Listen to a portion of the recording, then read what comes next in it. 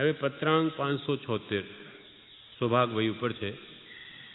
એમાં કૃપાલ કહે છે, મુંબઈ ચૈત્ર સુદ 6/1951 આજે પત્ર એક પહોંચ્યું છે. અત્ર કુશળતા છે. પત્ર લખતા લખતા અથવા કંઈ કહેતા કહેતા વારંવાર ચિત્તની અપ્રવૃત્તિ થાય છે અને કલ્પિતનું આટલું બધું મહાત્મ્ય શું, કહેવું શું, જાણવું શું, શ્રવણ કરવું શું, પ્રવૃત્તિ શી, એ આદિ વિક્ષેપથી ચિત્તની તેમાં અપ્રવૃત્તિ થાય છે અને પરમાર્થ સંબંધી કહેતા લખતા તેથી બીજા પ્રકારના વિક્ષેપની ઉત્પત્તિ થાય છે. જે વિક્ષેપમાં મુખ્ય આ તીવ્ર પ્રવૃત્તિના નિરોધ વિના તેમાં પરમાર્થ કથનમાં પણ અપ્રવૃત્તિ હાલ શ્રેયભૂત લાગે છે. કૃપાળ લેખે છે, સૌભાગભાઈને તમારું એક પત્ર મળ્યું છે. અત્ર અમને કુશળતા છે, પણ આ તમને લખતા લખતા કે કહેતા કહેતા પણ વારંવાર ચિત્તની અપ્રવૃત્તિ થાય છે. લખતા લખતા એ કલમ અટકી જાય છે, બોલતા પણ અટકી જવાય છે. લખતા લખતા અથવા કંઈ કહેતા કહેતા વારંવાર ચિત્તની અપ્રવૃત્તિ થાય છે. કેમ? તો કે મનમાં એવા વિચારો આવે છે કે આ કલ્પિતનું એટલું બધું મહાત્મ્ય શું, આ પૂતગલની માયામય આ જગતની રચના અને એમાં શું કહેવું ને શું લખવું, એના વિકલ્પો શું કામ કરવા? જે નાશવંત છે, ક્ષણિક છે, આત્માનું સ્વરૂપ છે, એની પર છે, એ સંબંધી શું લખવું ને શું કહેવું? વારંવાર ચિત્તની અપ્રવૃત્તિ થાય છે ને કલ્પિતનું આટલું બધું મહાત્મ્ય શું, કહેવું શું, એ બાબત શું કહેવું અથવા જાણવું શું, એ જેને આ જે અજ્ઞાન મોહનું નિમિત્તો છે, આત્માનું સ્વરૂપ નથી, જે ભૂલવું છે એને જાણવું શું ને એ બાબત કહેવું પણ શું? કહેવું શું, જાણવું શું, શ્રવણ કરવું શું, એ બાબત શું સાંભળવું? અને પ્રવૃત્તિ શી, આમાં વળી પ્રવૃત્તિ શી, એ આદિ વિક્ષેપથી ચિત્તની તેમાં અપ્રવૃત્તિ થઈ જાય છે. આવા વિચારો આવવાથી ચિત્ત સ્થિર થઈ જાય, એમાં અપ્રવૃત્તિ થવા લાગે છે અને પરમાર્થ સંબંધી કહેતા લખતા તેથી બીજા પ્રકારના વિક્ષેપની ઉત્પત્તિ થાય છે. અને પરમાર્થ સંબંધી વળી, આ તો વ્યવહારનું થયું, વળી પરમાર્થ સંબંધી પણ અમે લખીએ તમને કંઈ, તેમાં પણ બીજા પ્રકારનો વિક્ષેપ ઊભો થાય છે. તે શું? અને પરમાર્થ સંબંધી કહેતા બોલતા કે લખતા તેથી બીજા પ્રકારના વિક્ષેપની ઉત્પત્તિ થાય છે અને જે વિક્ષેપમાં મુખ્ય આ તીવ્ર પ્રવૃત્તિના નિરોધ વિના તેમાં પરમાર્થ કથનમાં પણ અપ્રવૃત્તિ હાલ શ્રેયરૂપ લાગે છે. અમે તમને લખીએ, અમે બેઠા છીએ પ્રવૃત્તિમાં, નિરંતર પાછી કેવી પ્રવૃત્તિ? તીવ્ર પ્રવૃત્તિ છે ધંધાની. અમે ધંધો કરીએ, અમે પ્રવૃત્તિમય છીએ હમણાં, અને અમે તમને કેવી રીતે લખીએ કે તમે નિવૃત્ત થાઓ? હા, અમારે કેવી રીતે લખવું? અમારો ઉદય આવો છે એટલે એમાં પણ એમ થાય છે કે અમે પરમાર્થ સંબંધી પણ તમને શું લખીએ, એટલે એથી પણ મન પાછું પડે છે કે મારો ઉદય બળવાન છે અને કોઈ પણ આ તો સૌભાગભાઈ જેવા વિકલ્પ ન કરે, અથવા એમને પણ થયો છે કે તમે મોતીનો વેપાર ઓછો કરો, તો બીજા સાધારણ જીવને તો થાય કે આ તમે તો પ્રવૃત્તિ કરો અને અમને નિવૃત્તિનો બોધ કેમ આપો છો? એટલે ઉડતો આશાતના બાંધે, કર્મ બાંધે. એટલે જ્ઞાની પુરુષ વિચારીને બોલે છે કે અમારો અંતરંગ કેવો ઉદય છે તો સામો જીવ જાણી ન શકે. એટલે કે છે પરમાર્થ સંબંધી કહેતા લખતા તેથી બીજા પ્રકારના વિક્ષેપની ઉત્પત્તિ થાય છે અને જે વિક્ષેપમાં મુખ્ય આ તીવ્ર પ્રવૃત્તિના નિરોધ વિના, અમે આ તીવ્ર વ્યવસાયની પ્રવૃત્તિ રોક્યા વિના તેમાં પરમાર્થ કથનમાં પણ અપ્રવૃત્તિ હાલ અમને શ્રેયરૂપ એટલે કલ્યાણરૂપ લાગે છે. એટલે લખવાની પ્રવૃત્તિ પણ કરવી નહીં, એ જ મને વધારે ઠીક લાગે છે. આ કારણ વિશે આગળ એક પત્ર સવિગત લખ્યું છે. આનું અમે એક આગળ પણ લખ્યો છે. એટલે વિશેષ લખવા જેવું અત્રે નથી, માત્ર ચિત્તમાં અત્રે વિશેષ પૂર્તિ થવાથી લખ્યું છે. એવા 415મો પત્ર, 425મો પત્ર આવા તમને પહેલાં પણ લખ્યા છે કે આ પ્રવૃત્તિ અમને શા કારણે થાય છે. એટલે વિશેષ હવે અહીંયા શું લખીએ, જે છે તે કર્મને આધીન થઈ રહ્યું છે અને દુનિયામાં બધા લેવા માટે કરતા હશે, પણ અમારી પ્રવૃત્તિ તો બધું દેવા માટે થાય છે એમ અમને તો લાગે છે. 415મા પત્રમાં લખે છે કૃપાલદેવ કે પહેલાં પણ મેં એક પત્ર લખ્યું છે, એમ કહ્યું તો કે કોઈ પણ જાતના અમારા આત્મિક બંધનને લઈને અમે સંસારમાં રહ્યા નથી. આત્માની ઈચ્છાને લઈને અમે નથી રહ્યા સંસારમાં, જેમ આપણે છીએ તેમ. કોઈ પણ જાતના, કોઈ પણ પ્રકારના આત્મિક બંધનને લઈને, આત્માની ઈચ્છાને આધીન થઈને અમે સંસારમાં રહ્યા નથી. પણ સ્ત્રી જે છે તેનાથી પૂર્વે બંધાયેલું ભોગ કર્મ નિવૃત્ત કરવું છે. કુટુંબ છે તેનું પૂર્વેનું કરેલું કરજ આપી નિવૃત્ત થવા અર્થે રહ્યા છીએ. રેવા શંકર છે તેનું અમારા પ્રત્યે જે કંઈ માગણું છે તે આપવાને રહ્યા છીએ.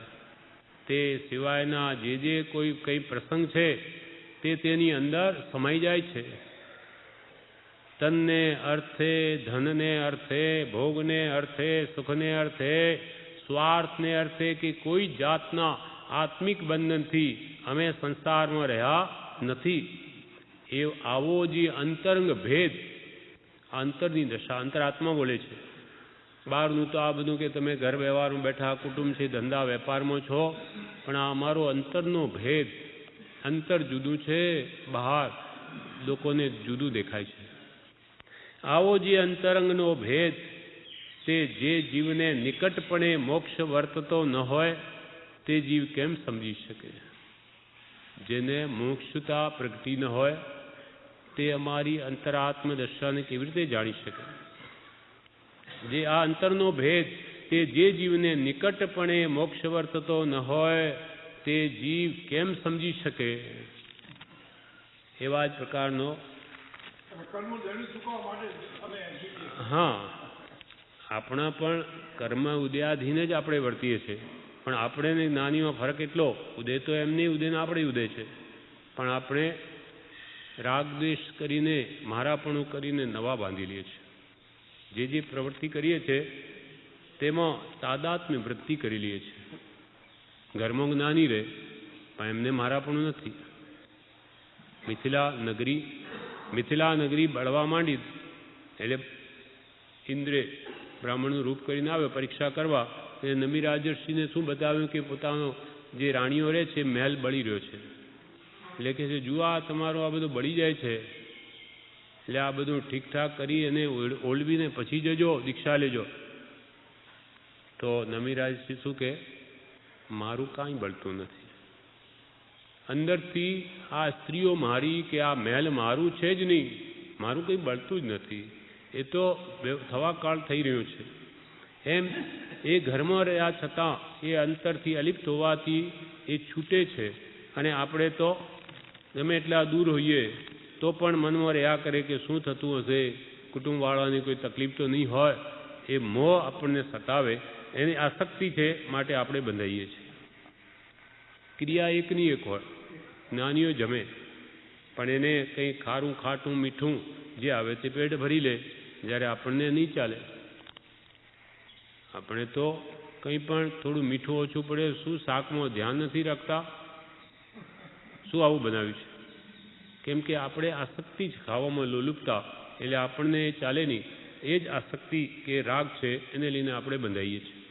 એટલે જ્ઞાની ખાતા છતાં ખાતા નથી, પીતા છતાં પીતા નથી, ભોગવતા છતાં ભોગવતા નથી.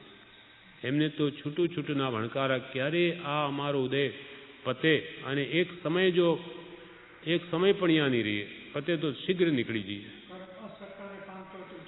ચાલ્યા જઈએ, એવી આત્મામાં મોકળાશ વર્તે છે. કર્મનો ઉદય સત્તાને પામતો એક સમય પણ ઊભા નહીં રહીએ. વળી 425મા પત્રમાં પણ રેવાશંકર ભાઈને લખે છે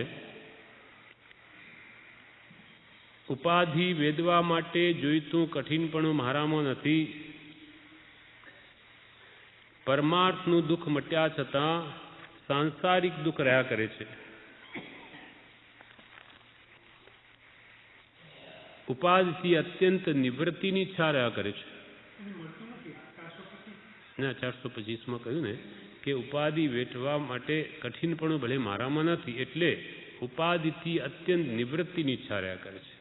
એટલે અમારે તો છૂટું છૂટુંના જ ભણકાર થાય, અમારે રહેવું નથી, પણ ઉદયાધીન રહ્યા છીએ, ક્યાં જઈએ? તથાપી ઉદયરૂપ જાણી તે યથાશક્તિ સહન થાય છે. અમારો ઉદય છે, અમારે જ આ બધું ભોગવવું પડશે એટલું આ સહન થાય છે, બાકી અમે રહીએ નહીં. પણ અમે આ બધું જે કંઈ પણ લેણું દેણું તમારું છે એ પતાવ્યા વગર તો છૂટકો જ નથી, માટે રહ્યા છીએ. એટલે એમાં કહ્યું કે કલ્પિતનું એટલું બધું મહાત્મ્ય શું? પત્રાંક 576 આપણે વાંચ્યા હતા તે. તો જે વિક્ષેપમાં મુખ્ય આ તીવ્ર પ્રવૃત્તિના નિરોધ વિના તેમાં પરમાર્થ કથનમાં પણ અપ્રવૃત્તિ હાલ શ્રેયરૂપ લાગે છે. પરમાર્થ સંબંધી કંઈ બોલવું તે પણ અમને હાલ ઠીક લાગતું નથી, કેમ કે અમારે આ તીવ્ર પ્રવૃત્તિનો ઉદય છે. આ કારણ વિશે કાગળ એક પત્ર સવિગત લખ્યું છે, એટલે વિશેષ લખવા જેવું અત્રે નથી. આપણે વાંચ્યો તે કે લખ્યું છે, માત્ર ચિત્તમાં અત્રે વિશેષ પૂર્તિ થવાથી લખ્યું છે. એ વિચાર ફરી ઉદ્ભવ્યો માટે તમને લખ્યો છે. મોતીના વેપાર વગેરેની પ્રવૃત્તિ વધારે ન કરવા સંબંધીનું બને તો સારું એમ લખ્યું તે યથાયોગ્ય છે. સૌભાગ્યે લખ્યું કે મોતીનો ધંધો ઓછો કરો, એમ તમે પ્રવૃત્તિ વધારે ન કરવા માટે એમને લખ્યું તે યોગ્ય છે. એમ લખ્યું તે યથાયોગ્ય છે અને ચિત્તની નિત્ય ઈચ્છા એમ રહ્યા કરે છે. અમારે ચિત્તની ઈચ્છા પણ એમ જ છે.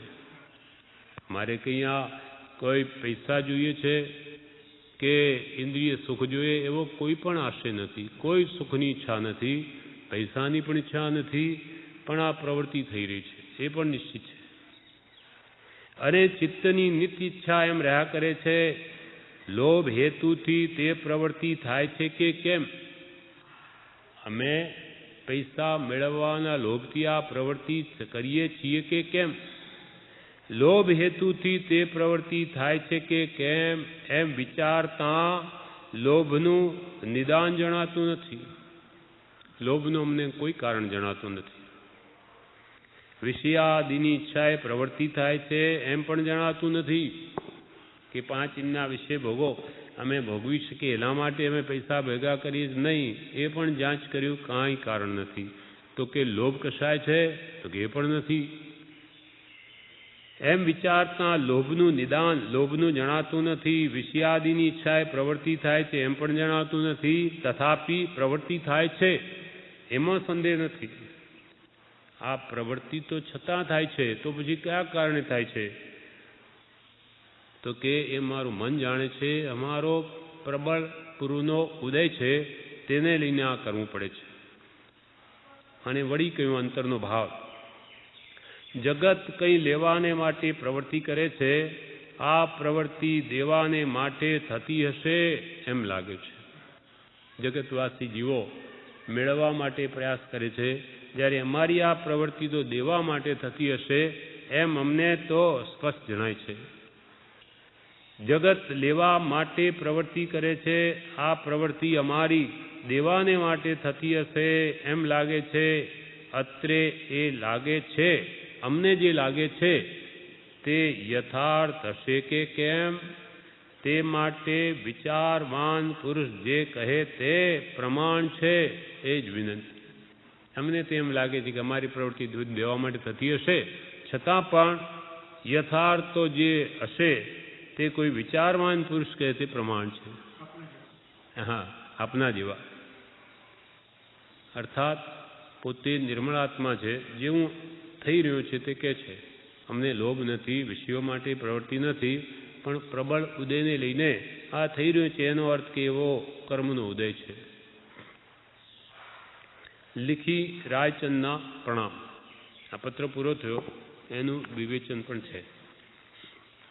વિવેચનમાં કહ્યું, શ્રીમદ રાજચંદ્ર આશ્રમ અગાસ ભાદરવા સુદ 12 સંમત 2009.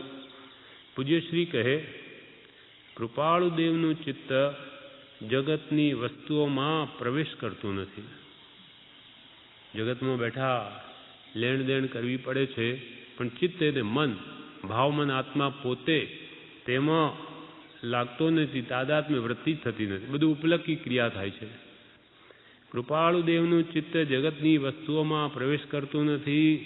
જેને સાચું તે સાચું અને ખોટું તે ખોટું લાગ્યું તે ખોટામાં ખોટી ન થાય. કૃપાળુદેવને તો આખા વિશ્વમાં આ એક આત્મા સારૂપ લાગ્યો છે, તો જેને ખોટું એ ખોટું લાગ્યું, સાચું એ સાચું લાગ્યું, તેને ખોટામાં એ ખોટી નહીં થાય. જેને અસારભૂત અશરણ અનિત્ય એવા જગતના પદાર્થો ભાસ્યા, એવા જ્ઞાની પુરુષો એ પદાર્થનો આશ્રય લે નહીં, એ સંબંધી વિકલ્પ પણ કરે નહીં, માત્ર ઉદયાધીન જ પ્રવૃત્તિ એની હોય. કલ્પિત એટલે જે વસ્તુ નાશવંત છે, એ વસ્તુનું મહાત્મ્ય લાગે છે તે કલ્પનાથી છે. સંસારની ગમે તેવી સુંદર દેખાતી વસ્તુ નાશવંત છે, એનો પર્યાય શાશ્વત રહે નહીં, એનો રૂપ રંગાદી બધું નાશ પામે. એટલે એવી નાશવંત વસ્તુમાં જ્ઞાનીઓને કલ્પિત પણ ભાસે છે. કલ્પનાથી તમે કે આમાં મોં કરીને ઊભું કર્યું એટલે જ્ઞાનીઓને એમાં રાગ હોય નહીં. કલ્પિત એટલે જે નાશવંત છે એ વસ્તુનું મહાત્મ્ય લાગે છે તે કલ્પનાથી છે. કલ્પનાના આધારે બધા કાકા મામા આદિ નામ પડે છે. કલ્પના કરી કે આ કાકા મામા બધાના આકાર મનુષ્યનો તો એક સરખા છે, એમ કલ્પનાના આધારે બધા કાકા મામા આદિ નામ પડે છે તો પૂતગલ અને જીવનો સંયોગ બધા જ પૂતગલના બનેલા છે. અને જીવનો સંયોગ, જીવની સાથે કર્મનું સંયોગ, ઋણાનુબંધ એને લઈને બધા આવી મળ્યા છે. આખું ઉદાર ચરિતા નામ તું વસુધૈવ કુટુંબકમ અયમ નિજ પરોમેતિ ગણના લઘુ ચેતસામ. આ મારું છે ને આ પરાયું છે એવો જે ભાવ છે એ તો અજ્ઞાનીઓને હોય. આ મારું કુટુંબ, બીજા બધા પરાયા. જ્યારે ઉદાર છે ચરિત્ર જેનું, વિશાળ છે બુદ્ધિ જેની, તેને મન તો આખું વિશ્વ કુટુંબ રૂપ છે. નાનીને બધા જ આપણા, અને અંતરથી કોઈ પણ મારું નહીં. બીજા તો શું પોતાનો દેહ પણ મારો નહીં એમ માને છે, પણ ઉપરથી તો આખા વિશ્વને પોતાનું માને. આ ભેદ નહીં કરે કે ભાઈ આ મારા કુટુંબીઓને આ બીજા પરાયા. બધા આત્મા છે, દ્રવ્ય દ્રષ્ટિએ બધાને શુદ્ધ જુએ છે, અને બધું કર્મનું સ્વરૂપ બધા સાથે એક જ વ્યવહાર રાખે સરખો. એટલે છે તો પૂતગલ અને જીવનો સંયોગ. કોળસો ને હીરો બંને પૂતગલ છે. નાનીની દ્રષ્ટિમાં તો રજકણ કે રિદ્ધિ વૈમાનિક દેવની સર્વે માન્યા પૂતગલ એક સ્વભાવ. માટીનો કણ હોય કે હીરા મોતી માણેક જે દેવતાએ રિદ્ધિ છે, એને મન તો બધું સરખું છે. એ પૂતગલ નહીં. પૂતગલ ખાણો પૂતગલ પીણો પૂતગલ હું તી કાયા. ખાઈએ તે પૂતગલ, પીએ તે પૂતગલ, કાયા પણ પૂતગલ. જે કંઈ લેણ પૂતગલ ખાણો પૂતગલ પીણો પૂતગલ હું તી કાયા. પૂતગલ કો સબ લેણો દેણો પૂતગલ કો. જે વસ્તુ આપણે લેમે કરીએ એ પણ રૂપી પદાર્થ પૂતગલ છે. જે કંઈ પણ લેવું કે મૂકવું કરી બધું જ પૂતગલ. પૂતગલ કો સબ લેણો દેણો પૂતગલ મેં હી જાય સંતો દેખીએ બે પરગટ પૂતગલ જાલ તમાસા. ગમે તે વસ્તુ, સોનું હોય, માટી હોય, કપડાં હોય, રૂનું બનેલું, એ બધી વસ્તુઓ પૃથ્વીમાંથી બહાર આવે છે અને પાછી જેમાં સમાઈ જાય છે. ને બધું જ અંદરથી બહાર આવ્યું, બધું જમીનો ભળી જવાનું. એટલે કે પૂતગલના રૂપાંતર થયા, પાછા નાશ પામીને પાછા પરમાણુ રૂપે, વરી પરમાણુ બીજા રૂપે. આજે જે પરમાણુ આપણે ગ્રહણ કર્યા આહાર રૂપે, એ કાલે વિષ્ટા રૂપે થશે. વિષ્ટા વળી ખેતરમાં જશે તો ખાતર રૂપે થશે, અને બીજા અનાજ રૂપે થઈ જશે. એ પૂતગલ પરમાણુનું માત્ર પરિણમન છે. પણ આ જીવ એનો ભેદ સમજતો નથી, દ્રઢપણે શ્રદ્ધામાં લેતો નથી, એટલે એમાં રાગ થાય છે, મોહ થાય છે, વિચાર કરતો નથી વારંવાર, અને એ કર્મ બાંધીને ફરી ત્યાંનો ત્યાં રજડા કરે છે. કોલસો ને હીરો બંને પૂતગલ છે. જગતનું સ્વરૂપ એવું છે કે આજે છે તે કાલે નહીં. બાળક છે તે બાળ રૂપે ન રહે, મનુષ્ય છે તે મનુષ્ય રૂપે ન રહે, યુવાન છે તે યુવાન રૂપે ન રહે. આપણે બાળક હતા, પછી યુવાન થાય, પછી વૃદ્ધ થાય, દરેકને એનો અનુભવ છે. એમ પ્રત્યેક દ્રવ્યની વર્તમાન અવસ્થા એક સમય માત્ર જ છે. એક સમયમાં તો દરેક દ્રવ્યમાં રૂપાંતર થઈ જાય છે, એનું રૂપ બદલાય જ. એટલે મનુષ્ય મનુષ્ય રૂપે ન રહે, બાળક બાળક રૂપે ન રહે, યુવાન યુવાન રૂપે ન રહે, બધું મૂકીને જવાનું છે. ગમે તેટલી કીર્તિ હોય પણ મરે ત્યારે બધી અહીં જ રહે. ગમે એટલી કીર્તિ માન મોટાઈ હોય પણ મરે ત્યારે અહીં જ રહે. ચક્રવર્તી 6 ખંડ જીતી જાય ત્યારે ઋષભકૂટ પર્વત ઉપર પોતાનું નામ લખવા જાય છે. ત્યાં બધા ચક્રવર્તીઓ 6 ખંડ સાધ્યા પછી ઋષભકૂટ પર્વત ઉપર પોતાનું નામ લખે કે મેં 6 ખંડને જીત્યા, વિજયમાન થયો. ત્યાં ભરત ચક્રવર્તી ગયા, ત્યાં જુએ છે કે જગ્યા જ નથી. હજારો નામ લખેલા છે, લખવું ક્યાં પોતાનું નામ? એટલે ચક્રવર્તી ભરતે એક નામ ભૂસી કાઢ્યું અને પોતાનું લખ્યું. તે વખતે ભરત ચક્રવર્તી સમ્યક દ્રષ્ટિ મહાત્મા છે, એટલે વિચારે છે કે આજે મેં એનું નામ ભૂસ્યું, કાલે મારું નામ કોઈ બીજો ભૂસશે.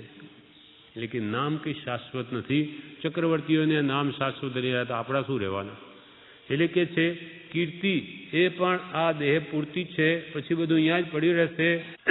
એનું નામ એમ બધું જ નાશવંત છે.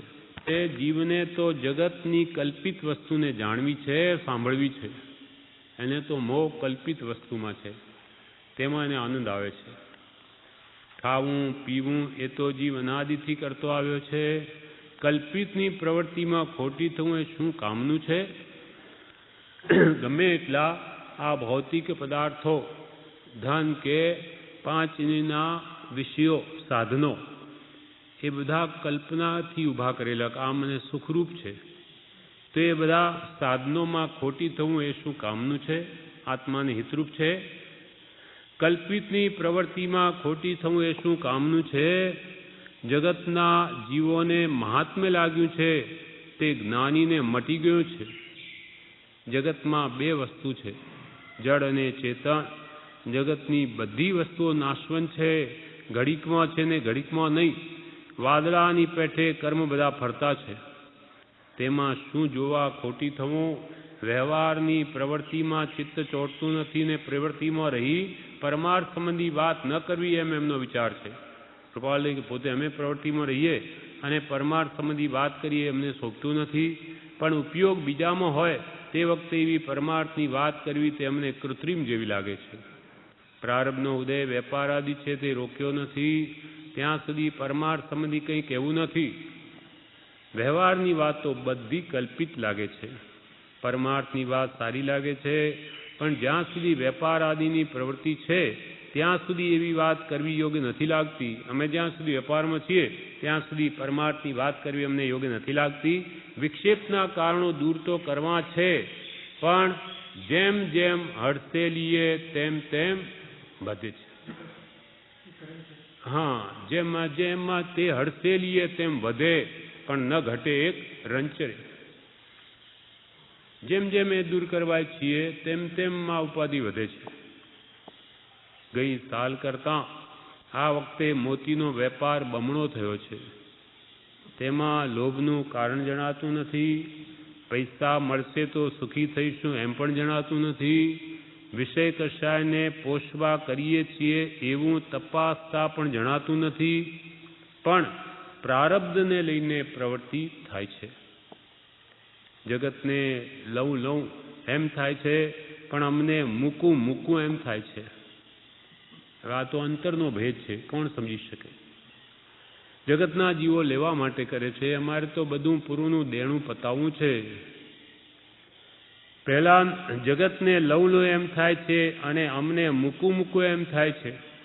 પહેલાંનું પ્રારબ્ધ છોડવાને માટે આ વેપાર આદિની પ્રવૃત્તિ કરીએ છીએ. પહેલાંનું પ્રારબ્ધ જે મેં બાંધ્યું છે એ છોડવા માટે વેપાર આદિની પ્રવૃત્તિ કરીએ છીએ. અમને તપાસતા એમ લાગે છે, અમને તો તપાસતા એમ લાગે છે. પછી વિશેષ વિચારવાન કહે તે ખરું. સૌભાગભાઈએ કૃપાલદેવને વેપારનો વ્યવહાર ઓછો કરવા લખ્યું તે માટે આ પત્ર લખ્યો છે. વિષય કસાય માટે આ વેપાર કરતા હોઈએ એમ જણાતું નથી.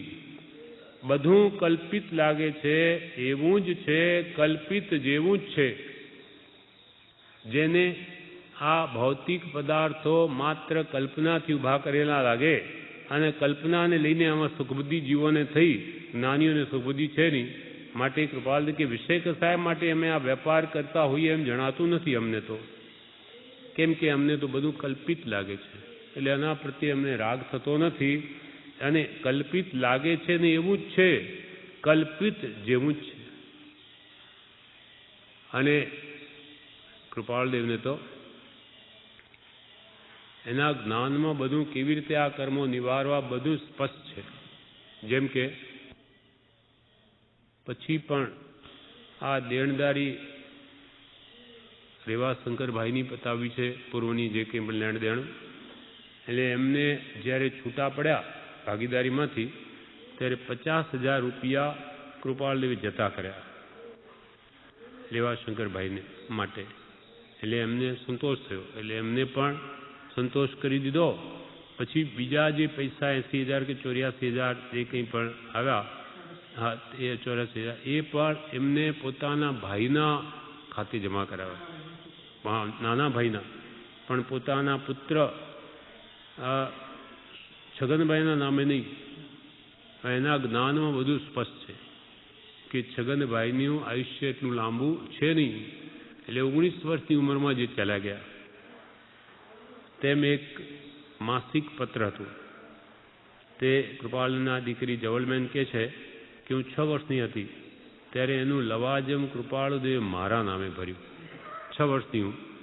કેમ કે એના જ્ઞાનમાં સ્પષ્ટ છે કે લાંબામાં છેલ્લું તો આયુષ્ય એનું રહેશે. એટલે કે જવલબેન કે હજુ સુધી મને એ પત્ર આવે છે. એમ એના જ્ઞાનથી કાંઈ બહાર નથી. તેમ જ્યાં જ્યાં જેની દેણદારી પતાવીને એમને પૂરું કરવું છે, એમને કોઈ ભેગું કરવું નથી. છે એ તો એમને ખાતે ચડાવીને ગયા છે. એમને ક્યાં જોયું છે? એમને તો આ ધન માયા મોહની તો ઈચ્છા હોય જ નહીં, એટલી ઊંચી દશાવાળા પુરુષને. પણ એમને તો શરીરનો મોહ નથી, એટલે એની સંભાળ લીધી નથી. કે અમારે તો 2 બાગ છે, આત્મારૂપી બાગમાં વિશેષ પાણી ગયું તો આ શરીરરૂપી બાગ સુકાઈ ગયો, એની એમને પડી નથી. એવી જેની અંતરંગ આત્મદશા છે, કેવળ લગભગ ભૂમિકા સ્પર્શીને દેવ યોગ. એટલે આપણને પણ એ કહે છે કે બીજાને ગમે તેમ લાગતું હોય, પણ અમારી આ પ્રવૃત્તિ દેવાને માટે થતી હશે, અમને તો આ સ્પષ્ટ કરીને ભાસે છે. જગત કંઈ લેવાને માટે પ્રવૃત્તિ કરે છે, પણ આ અમારી પ્રવૃત્તિ દેવાને માટે થતી હશે એમ લાગે છે. અત્રે એ લાગે છે. વચનામૃત પત્રાંક 577 મુંબઈ 13/13/1951. પ્રભુશ્રીજી ઉપર આ પત્ર છે. હાલ જો કોઈ વેદાંત સંબંધી ગ્રંથો વાંચવા અથવા શ્રવણ કરવાનું રહેતું હોય તો તે વિચારનો વિશેષ વિચાર થવા થોડો વખત શ્રી આચારાંગ, સુઈગણાંગ તથા ઉત્તરાધ્યન વાંચવા વિચારવાનું બને તો કરશું. પ્રભુશ્રીજીને કૃપાળુદેવે લખ્યું કે હાલ જો કોઈ વેદાંત સંબંધી ગ્રંથો વાંચતા હોય કે શ્રવણ કરવાનું રહેતું હોય તો તે વિચારનો વિશેષ વિચાર થવા એ વેદાંત સંબંધી જે ગ્રંથો યોગ વાસિષ્ઠ આદિ વાંચતા હોય તે સંબંધી વિશેષ વિચાર થવા. એટલે યોગ વાસિષ્ઠમાં જે નિશ્ચય નયથી જે વ્યાખ્યા છે એનો પૂરો ખ્યાલ આવે. એટલે નય નિક્ષેપ પ્રમાણથી પૂરું વસ્તુ સ્વરૂપનું ઓળખાણ થાય એના માટે એનો વિશેષ વિચાર થવા. વિચાર તો તમે કરતા હશો યોગ વાસિષ્ઠાદિ સાંભળતા, એટલે શ્રવણ કરવાનું રહેતું હોય તો તે વિચારનો વિશેષ વિચાર થવા થોડો વખત શ્રી આચારાંગ સુઈગડાંગ તથા ઉત્તરાધ્યન વાંચવા વિચારવાનું બને તો કરશું. આચારાંગ સૂત્ર દ્વાદશાંગીનું પહેલું સૂત્ર, બીજું સુઈગડાંગ, પહેલું આચારાંગ, બીજું સુઈગડાંગ, ત્રીજું ઠાણાંગ છે, ચોથું સમવયાંગ, પાંચમું ભગવતી સૂત્ર. આમ જે આચારની વાતો છે, જેમાં વૈરાગ ઉપશમની વાતો છે, એ સાથે વાંચજો. ઉત્તરાધ્યન પણ ભગવાન મહાવીરનો અંતિમ ઉપદેશ છે. કથાઓ સહિત દ્રષ્ટાંતો સહિત જેમાં વાત કરી તે પણ સાથે વિચારવાનું રાખજો. કેમ કે 534માં પત્રમાં આ યોગ વાસિષ્ઠાદિ વાંચતા પ્રભુશ્રીજીને થઈ ગયેલું કે અમે આત્મા એ જ પરમાત્મા, અમે પરમાત્મા ને તમે પરમાત્મા. નહીં, 534 જેનો જવાબ લખ્યો ને પ્રભુશ્રીજીએ જે કૃપાલને લખ્યું યોગ વાસિષ્ઠ વાંચતા કે અમે પરમાત્મા તમે પરમાત્મા, ત્યારે એનો પહેલો પત્ર કૃપાલને મળ્યો, જવાબને આપ્યો, બીજાનો પણ નહીં આપ્યો, એ દૂધનો ઉભરો આવ્યો છે, સમાઈ જશે. પછી ત્રીજા પત્રમાં 534 3 પત્ર આવ્યા પ્રભુશ્રીના, ત્યારે 534માં પ્રભુશ્રીએ લખ્યું કે યોગ વાસિષ્ઠની વાંચના પૂરી થઈ હોય તો થોડો વખત તેનો અવકાશ રાખી, એટલે હમણાં ફરી વાંચવાનું બંધ રાખી ઉત્તરાધ્યન સૂત્ર વિચારશો, અને તે પણ કુલ સંપ્રદાયના અગ્રહાર્થ નિવૃત્ત કરવાને વિચારશો. કે મેં ઉત્તરાધ્યન વાંચવાનું કહ્યું એટલે આ તો આપણા કુલ ધર્મનું જ છે, જૈન ધર્મનું, માટે આપણું છે, એના માટે નહીં, માત્ર વૈરાગ ઉપશમર્થે. કેમ કે જીવને કુલ યોગે સંપ્રદાય પ્રાપ્ત થયો હોય છે, તે પરમાર્થ રૂપ છે કે કેમ એમ વિચારતા દ્રષ્ટિ ચાલતી નથી. આપણો ધર્મ તે સાચો, એવી જે માન્યતા જીવને સહેજે થઈ જાય છે, તે કુલ ધર્મના સંસ્કાર નિવર્તવા અર્થે વિચારશો, એ રાખશો નહીં, અને સહેજે તે જ પરમાર્થમાની કુલ ધર્મને પરમાર્થમાની જીવ પરમાર્થથી ચૂકે છે. માટે મુમુક્ષુ જીવને તો એમ જ કર્તવ્ય છે કે જીવને સદગુરુ યોગે કલ્યાણની પ્રાપ્તિ અલ્પકાળમાં થાય તેવા સાધન વૈરાગ્ય અને ઉપશમાર્થે યોગ વાસિષ્ઠ ઉત્તરાધ્યન આદિ વિચારવા યુગ છે. તેમજ પ્રત્યક્ષ પુરુષના વચનનું નિરાબાધપણું પૂર્વાપર અવિરોધપણું જાણવાને અર્થે વિચારવા યુગ છે. શા માટે તમને આ યોગ વાસિષ્ઠ કે ઉત્તરાધ્યન કે કોઈ પણ ગ્રંથ વાંચવા કહીએ છે? માત્ર વૈરાગ ઉપશમર્થે. અને પ્રત્યક્ષ પુરુષ જેમ કે કૃપાલદેવ આપણા માટે એક કે છે તે વાત બાધા રહિત છે, અવ્યાબાદ છે, અરે વિરોધાભાસ રહિત છે કે નહીં? પૂર્વના જ્ઞાની પુરુષો અનંતા થઈ ગયા, એમનું શું કહેવું હતું, અને કૃપાલદેવનું શું કહેવું મળતું આવે છે કે નહીં, પૂર્વાપર અવિરોધ છે કે નહીં, તે પણ જાણવા માટે અમે ભલામણ કરીએ છીએ. માટે માત્ર વૈરાગ ઉપશમર્થે વાંચવા વિચારવા યુગ છે. એટલે અહીંયા પણ એ જ કહ્યું કે હાલ તમને વેદાંત આદિ સંબંધી ગ્રંથો વાંચતા હોય તે હમણાં એના વિશેષ વિચારને અર્થે આચારાંગ સુઈગણાંગ તથા ઉત્તરાધ્યન વાંચવા વિચારો બને તો કરશો. હવે બીજા પેરેગ્રાફમાં કે છે વેદાંતના સિદ્ધાંતમાં તથા જીનના આગમના સિદ્ધાંતમાં જુદાપણું છે, ફેર છે, જુદાપણ છે. સિદ્ધાંત તો સિદ્ધ પુરુષોનો, તીર્થંકરોનો, કેવળી ભગવંતનો, સર્વજ્ઞ પુરુષોનો સિદ્ધાંત સંપૂર્ણ સત્ય છે. એટલે પ્રભુશ્રી કે સિદ્ધાંત તો જૈનનો અને ભક્તિ વૈષ્ણવની અને ટેક મુસલમાનની, જો એ ત્રણેયનું એકાકારપણું એકમેક થઈ જાય તો જીવનું કલ્યાણ થઈ જાય. સિદ્ધાંત જૈનનો, કેવળી પ્રરૂપિત ધર્મ, કેવળ જ્ઞાન વડે જગતનું સંપૂર્ણ સ્વરૂપ જોઈને જે નિર્ધાર કર્યો છે તે સંપૂર્ણ સત્ય છે. એટલે વેદાંતના સિદ્ધાંતમાં તથા જીનના આગમના સિદ્ધાંતમાં જુદાપણું છે. કેમ કે વેદાંત તો ઈશ્વરને જગતનો કર્તા માને છે, જ્યારે વિતરાગો નહીં. ઈશ્વરનો કર્તા, જગતનો કર્તા ઈશ્વર નથી.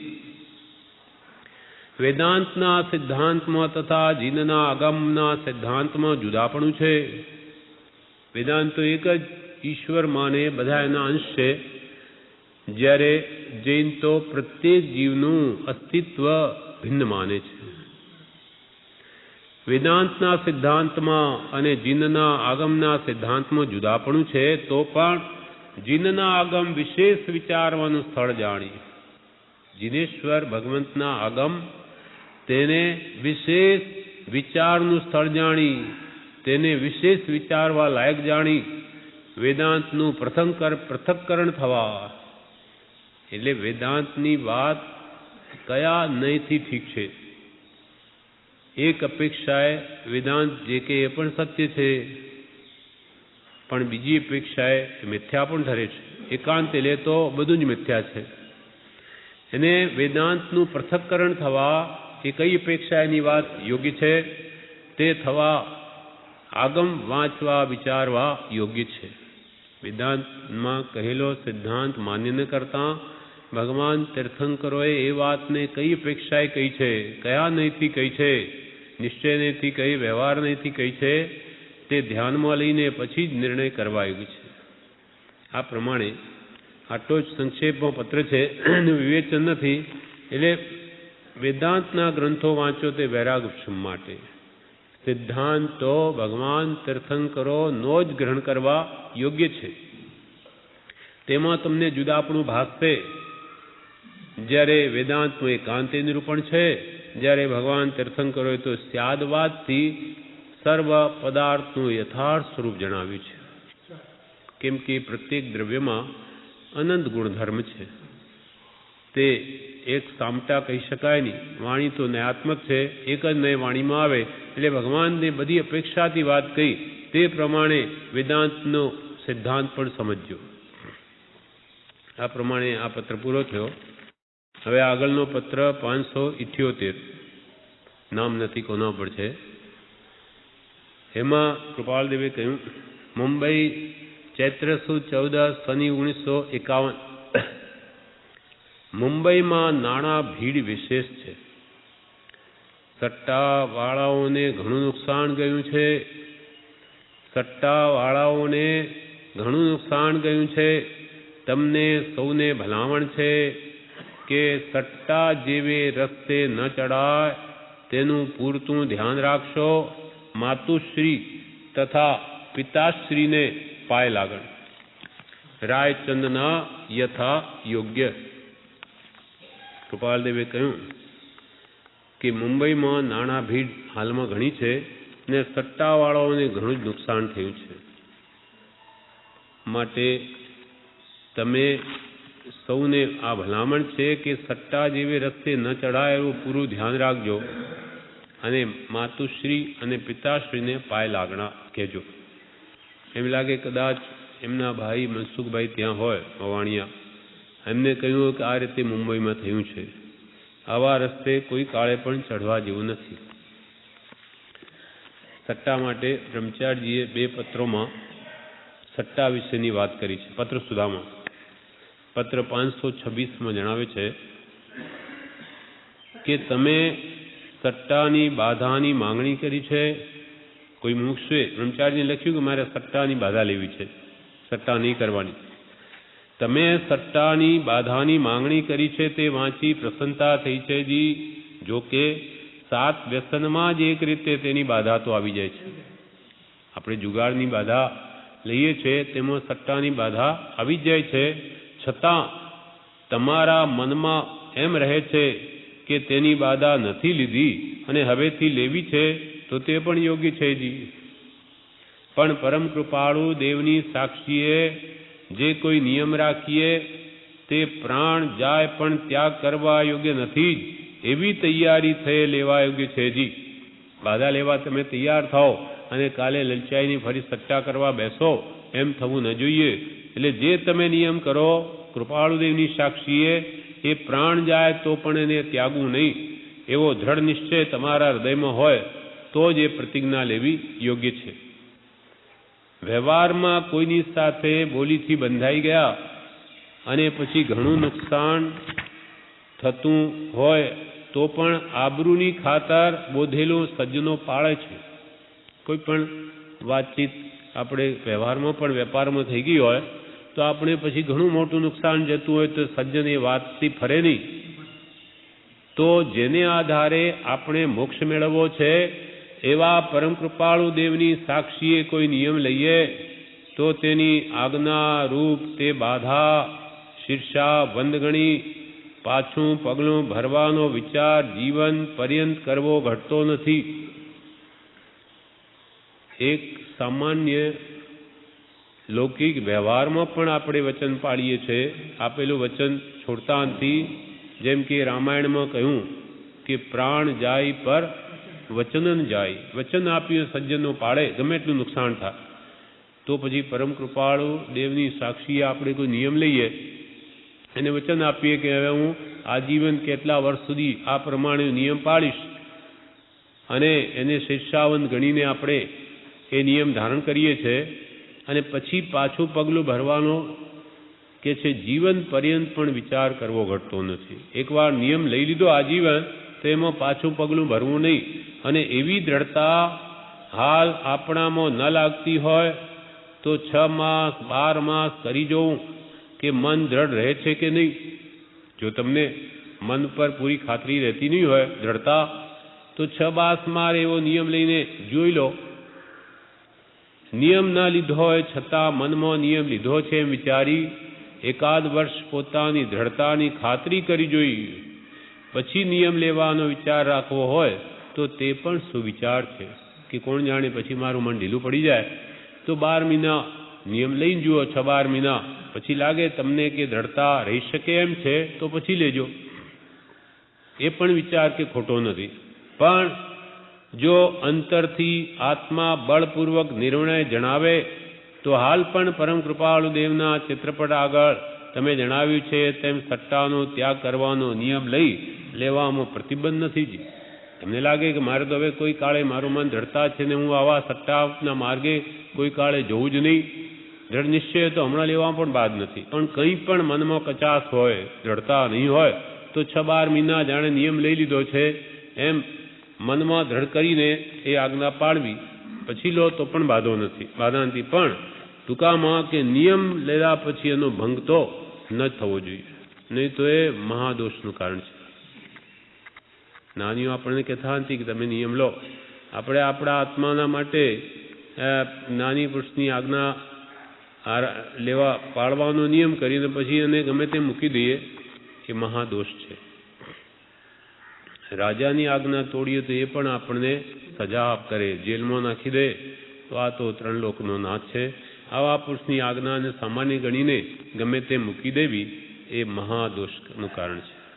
એ વ્રત નહીં લેવા કરતાં પણ ભયંકર છે. ફરી આ સટ્ટા બાવનની વાત 303માં પત્રમાં પણ પત્ર સુધામાં કહે છે કે એક મુમુક્ષુ ભાઈએ બધી ભર સભામાં ઊભા થઈ પોતે પરમ પૂજ્ય પ્રભુશ્રીની પાસે સટ્ટા નહીં કરવાનો નિયમ લીધેલો, છતાં સટ્ટા કરી સર્વ મિલકત ખોઈ ઘર ભંગ થયા છે. તેનો પશ્ચાતાપ કરી ફરી કદી સટ્ટા નહીં કરવાનો નિયમ નિશ્ચય કરી લીધેલું વ્રત તેમણે તૂટેલું અનુસંધાન કરી જોડી દીધું છે. કોઈ મુમુક્ષુએ પ્રભુશ્રી પાસે સટ્ટા નહીં કરવાનો નિયમ લીધેલો, નિયમ તોડ્યો, સટ્ટા કર્યા, બધી માલ મિલકત ખોઈ નાખી અને હવે પ્રભુશ્રી પાસે ફરી વાત કરી ભર સભામાં ઊભા થઈ ને કે મેં પ્રભુશ્રી પાસે નિયમ લીધેલો, મેં તોડી નાખ્યો, મારી બધી મિલકત ચાલી ગઈ અને ફરીથી હવે હું કોઈક કાળે આવા સટ્ટાવાળા માર્ગે નહીં જાઉં એવો નિશ્ચય કરીને લીધેલું વ્રત તેમણે તૂટેલું અનુસંધાન કરી લીધું છે. લક્ષ્મી ખોઈને પણ શિખામણ લઈ પાછા વળ્યા તો તેમને ધન્ય છે. બધી મિલકત ખોઈ નાખી તો પણ પાછા વળ્યા તો પણ કે છે એને પણ ધન્ય છે. લક્ષ્મી ખોઈને પણ શિખામણ લઈ પાછા વળ્યા તો તેમને ધન્ય છે. શ્રી રથનેમીને શ્રીમતી રાજુલના પ્રસંગમાં શ્રી ઉત્તરાધ્યનમાં શ્રી રથનેમીના ભગવાને વખાણ કર્યા કે તેમણે ફરી ચારિત્ર લઈ મોક્ષ સાધ્યો. રથનેમી રાજુલના રૂપમાં મોહિત થયા, પણ તેનો પશ્ચાતાપ કરી પાછી દીક્ષા ફરી લઈ અને શુદ્ધિ કરી અને મોક્ષ સાધ્યો. તો એની પ્રશંસા નેમિનાથ ભગવાને કરી છે. રથનેમિની માણસ પડી જાય પણ એની ભૂલ એને ધ્યાનમાં લઈ એનું પ્રાયશ્ચિત લઈ ફરી એ વ્રતનું અનુસંધાન કરે તેને પણ જ્ઞાનીઓએ પ્રશંસ્યા છે. શ્રી રથનેમિને શ્રીમતી રાજુલના પ્રસંગમાં શ્રી ઉત્તરાધ્યનમાં મહાવીર સ્વામી ભગવાને શ્રી રથનેમિના ભગવાને વખાણ કર્યા કે તેમણે ફરી ચારિત્ર લઈ મોક્ષ સાધ્યો. બધાને અસર થાય તેવો તે પ્રસંગ હતો કે જે સટ્ટાથી બધી મિલકત ખોઈને ફરીથી શિખામણ લીધી અને ભર સભા મધ્યે પોતાનો દોષ કબૂલ કર્યો. તો કે છે એ બધાને અસર થાય તેવો તે પ્રસંગ હતો.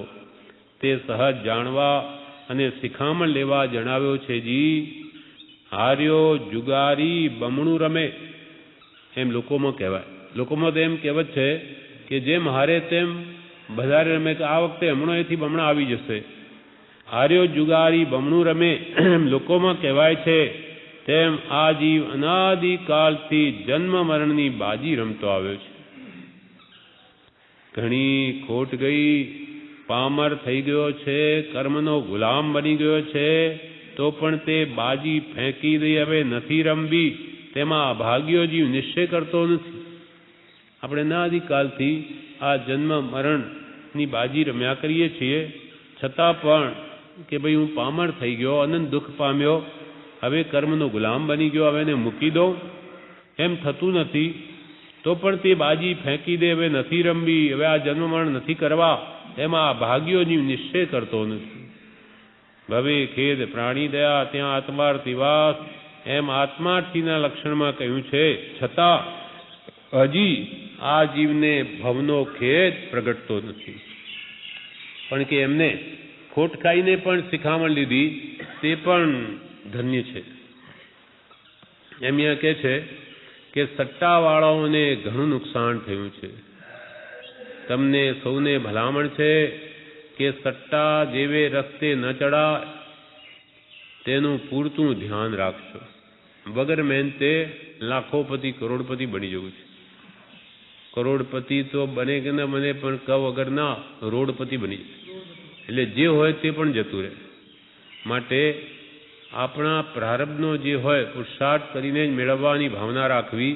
આવી રીતે આવા જુગાર કે સટ્ટામાં પડવું જ નહીં. માટે જ્ઞાની પુરુષોએ આપણને પ્રતિજ્ઞા આપી કે પૈસાની હાર જીતમાંથી રમવું નહીં. માતુશ્રી તથા પિતાશ્રીને પાય લાગણ રાયચંદના યથાયુગ. હવે પત્રાંક 579 મુંબઈ ચૈત્ર સુદ પૂનમ સંમત 1951 સૌભાગભાઈ ઉપર છે.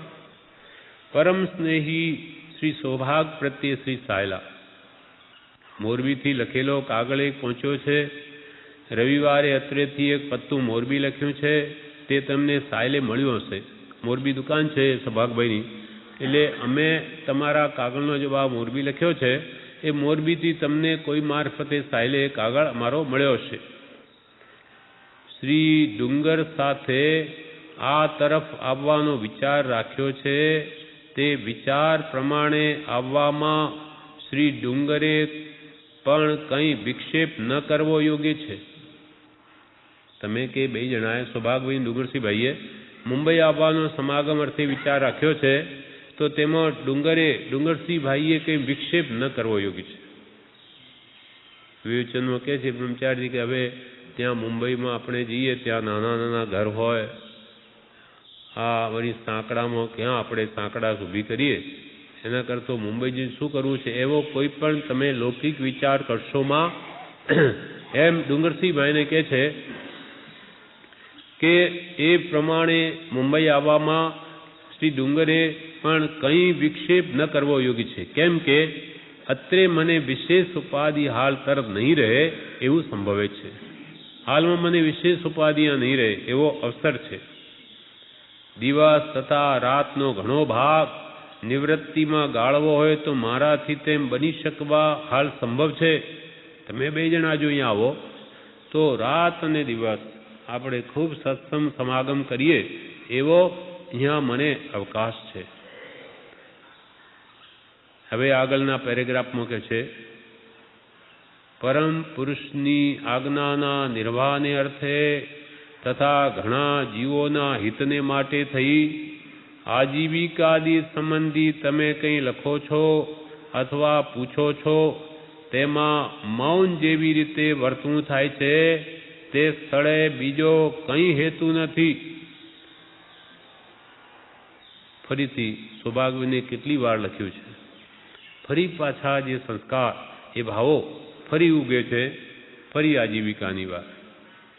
એટલે કૃપાલદેવને ફરી લખવું પડે છે કે પરમ પુરુષની આજ્ઞાના નિર્વાહને અર્થે સૌભાગ્ય શું લખે છે કે જો આ આજીવિકાનું દુઃખ મટી જતું હોય તો અમે આપના જેવા જ્ઞાની પુરુષની આજ્ઞામાં જ રહીએ, નિરંતર એ જ કરીએ. પરમ પુરુષની આજ્ઞાના નિર્વાહને અર્થે તથા ઘણા જીવોના હિતને માટે તમે અમારી આજીવિકાનું દુઃખ મીટી દેશો તો અમે તમારી આજ્ઞા આરાધશું. અમારું જીવન જોઈને બીજા જીવોને પણ લાભ થશે, એને પણ આજ્ઞા આરાધવાનો ભાવ થશે, એમ ઘણા જીવોને હિતનું કારણ થશે.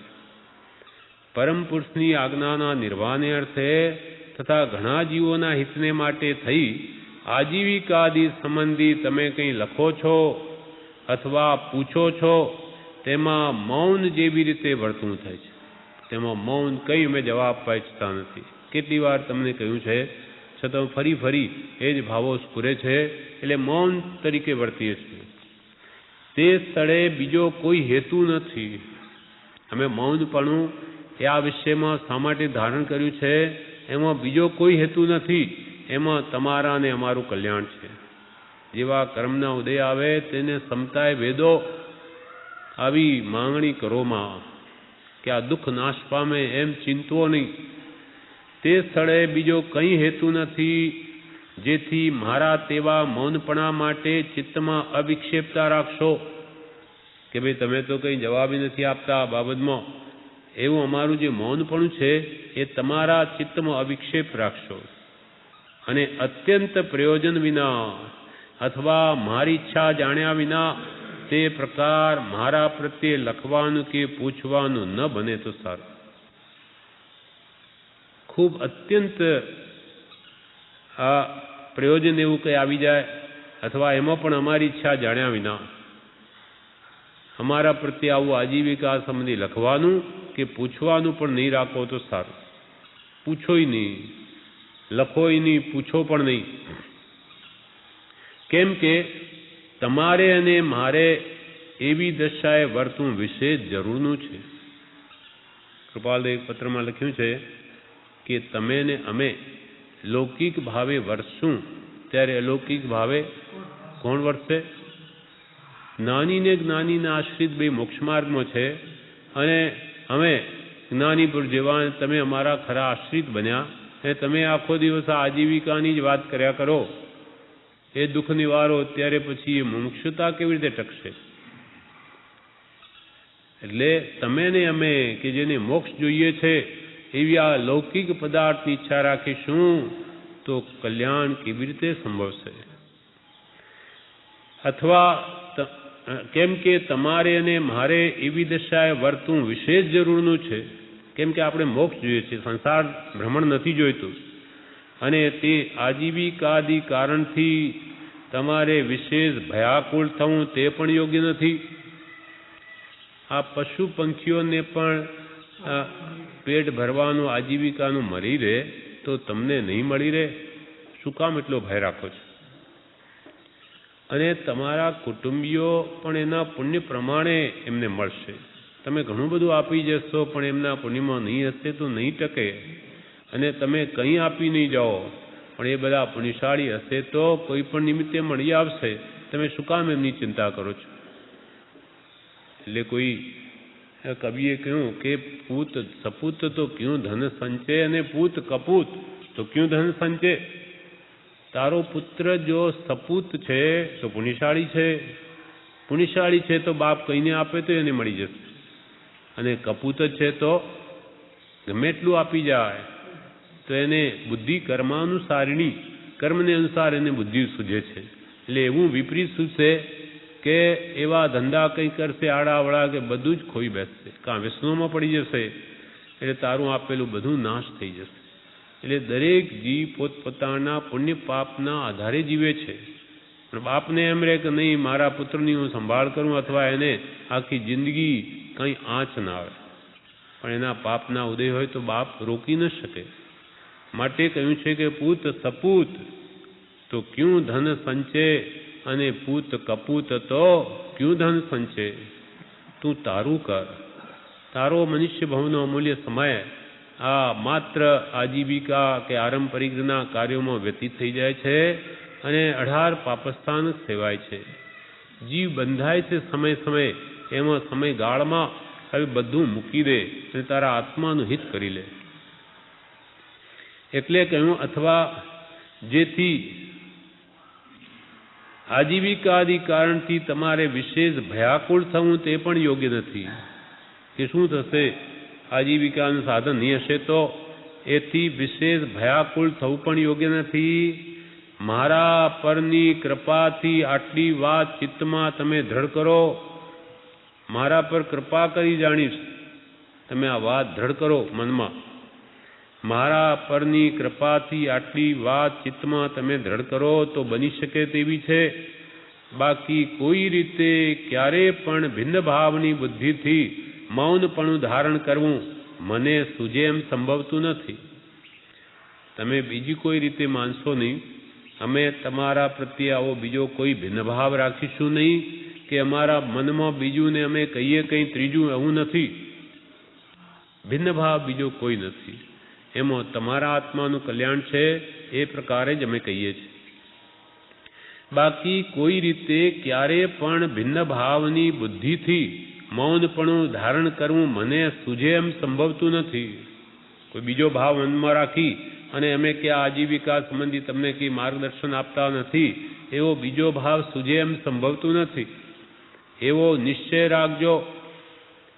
આટલી ભલામણ દેવી તે પણ ઘટારત નથી. તથાપી સ્મૃતિમાં વિશેષતા થવા લખ્યું છે. તમે વડીલ છો, 44 વર્ષ મોટા છે, તો એ તમે જિંદગીમાં ઘણા ચડતી પડતી જોઈ છે. તમને આવી ભલામણ લખવી ઘટારત નથી, યોગ્ય નથી. તથાપી સ્મૃતિમાં વિશેષતા થવા લખ્યું છે. આવવાનો વિચાર કરી મિતિ લખશો. ક્યારે આવો છો તે તારીખ લખશો. જે કંઈ પૂછવું કરવું હોય તે સમાગમે પૂછાય તો કેટલાક ઉત્તર આપી શકાય. સમાગમમાં કંઈ પૂછવું હોય તો હાલ પત્ર દ્વારા વધારે લખવાનું બની શકતું નથી. ટપાલ વખત થવાથી આ પત્ર પૂરું કર્યું છે. ટપાલનો સમય થઈ ગયો છે માટે આ પત્ર પૂરું કર્યું છે. શ્રી ડુંગરને પ્રણામ કહેશો અને અમારા પ્રત્યે લૌકિક દ્રષ્ટિ રાખી આવવાના વિચારમાં કંઈ શિથિલતા કરશો નહીં એટલી વિનંતી કરશો. ડુંગરસિંહભાઈને એમ કહેજો કે લૌકિક દ્રષ્ટિ નહીં રાખે કે એ તો ભલે આવવાનું કે પણ આપણે ક્યાં ત્યાં જઈને આવા સાંકડાસમાં પડીએ એવો કોઈ પણ વિચાર કરશોમાં. હાલ પત્ર દ્વારા આવવાના વિચારમાં કંઈ શિથિલતા કરશો નહીં એટલી વિનંતી કરશો. હવે છેલ્લી એક લીટી લખે છે કે આત્મા સૌથી અત્યંત પ્રત્યક્ષ છે એવો પરમ પુરુષે કરેલો નિશ્ચય તે પણ અત્યંત પ્રત્યક્ષ છે. એ જ વિનંતી આજ્ઞાંકિત રાયચંદના પ્રણામ પ્રાપ્ત થાય. શું કહ્યું? આત્મા સૌથી પ્રત્યક્ષ છે. બીજા બધા પદાર્થો કરતાં આત્મા વિશેષ પ્રત્યક્ષ છે. એવો પરમ પુરુષે કરેલો નિશ્ચય તે પણ અત્યંત પ્રત્યક્ષ છે. એ જ વિનંતી. ફળદેવ એમ કે છે કે બીજા પદાર્થો આપણને દેખાય ત્યારે છે એમ કહીએ છીએ, પણ એના કરતો પણ આત્મા વિશેષ પ્રત્યક્ષ છે એમ કૃપાળદેવ કહે છે. કેમ? તો કે આત્મા જો નહીં હોય તો આ બીજા પદાર્થોનો આ પદાર્થો છે કે નથી એ કોણ કહે? દેખાય પણ કેવી રીતે? આત્મા છે તો આ બધા પદાર્થો છે. એટલે આ સૌથી પ્રથમ તો આત્મા છે. આત્મા ન હોય તો આખું જગત જડવત છે. એટલે જ્ઞાનીઓની દ્રવ્ય દ્રષ્ટિ હોવાથી એમ કે છે કે આ જડ કરતો આત્મા તો વધારે પ્રત્યક્ષ છે. આત્મા સૌથી અત્યંત પ્રત્યક્ષ છે. એવો પરમ પુરુષે કરેલો નિશ્ચય તે પણ અત્યંત પ્રત્યક્ષ, અમને પણ અત્યંત કૃપાલ કે પ્રત્યક્ષ છે. જે પરમ પુરુષ જ્ઞાની પુરુષોએ તીર્થંકરો એવો નિર્ણય કર્યો તે પણ અત્યંત પ્રત્યક્ષ છે. એ જ વિનંતી આજ્ઞાંકિત રાયચંદના પ્રણામ પ્રાપ્ત થાય. આનું વિવેચન છે.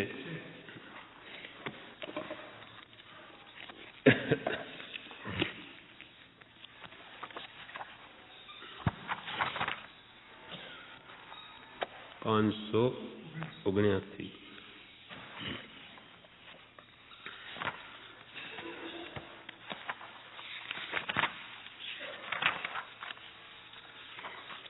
આમાં કહ્યું વિવેચનમાં શ્રીમદ રાજચંદ્ર આશ્રમ અગાસ ભાદ્રવા સુદ 11 સંમત 2009.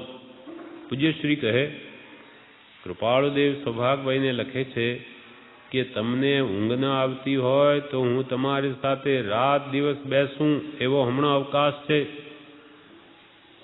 તમને જો ઊંઘ ન આવતી હોય તો રાત દિવસ બેસું, સત્સંગ કરીએ આપણે, એવો હમણાં અવકાશ છે. આજીવિકાનું સાધન હોય તો જ્ઞાનીની આજ્ઞામાં રાત દિવસ ગાળવાનું રહે. સૌભાગભાઈ લખે છે આજ્ઞામાં વર્તા એમાં ઘણા જીવોને હિત થાય એમ તમે લખ કરો છો, પણ અમે લખતા નથી. મનમાં ખોટું લગાડશો નહીં. કશો વિકલ્પ કરવા જેવું નથી. આજીવિકા સંબંધી કાંઈ વિકલ્પ કરવા જેવું નથી. ખાસ કામ હોય તો જ અમને વાત જણાવવી. અમારી ઈચ્છા જાણ્યા વગર તમારે લખવું નહીં. તમે આજીવિકાની વાત ભૂલી જાઓ અને અમને સંબંધી ન લખો. એ અમને તમને બંનેને હિતકારી છે. આજીવિકા સંબંધી ફિકર ચિંતા ન કરશો. તમે કંઈ એ સંબંધી ન લખો અને ચિંતા એ સંબંધી તમે ન કરો તો એ અમારા ઉપર કૃપા થઈ એમ માનીશ. તમે આવા વિકલ્પો આજીવિકા સંબંધી નહીં કરો ને અમને નહીં લખો તો તમે અમારા ઉપર કૃપા જ કરી છે એમ માનીશ. લૌકિક વિચાર કરશો નહીં.